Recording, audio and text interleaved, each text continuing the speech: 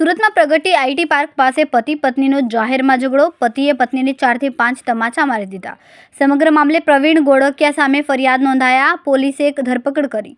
ફરિયાદી હિરલ ગોળકિયાના લગ્ન 2010માં પ્રવીણ ગોળકિયા સાથે થયા હતા. લગ્ન જીવનમાં હિરલ અને પ્રવીણને 12 અને 16 વર્ષની 2 દીકરીઓ છે.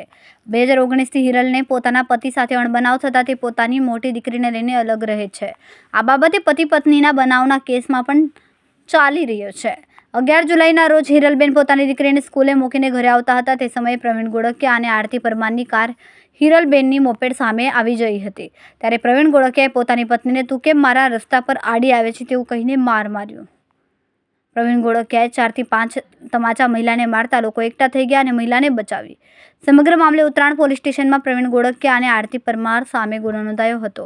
પોલીસે સમગ્ર મામલે પ્રવીણ ગોળકિયાની ધરપકડ કરીને તપાસ હાથ ધરી છે. કેમેરામેન સેનેલ વિરાણી સાથે વિશાલ છેઠા, માનવ પ્રભા ન્યૂઝ, સુરત.